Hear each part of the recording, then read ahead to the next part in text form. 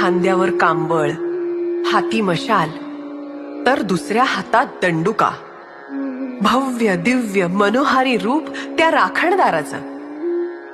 तो राखण करतो आमची तुमची समस्त गोमंतकाची.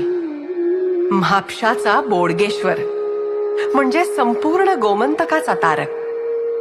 भक्ताच्या हृदयातून त्याच्यासाठी आलेली आर्त हाक ऐकताच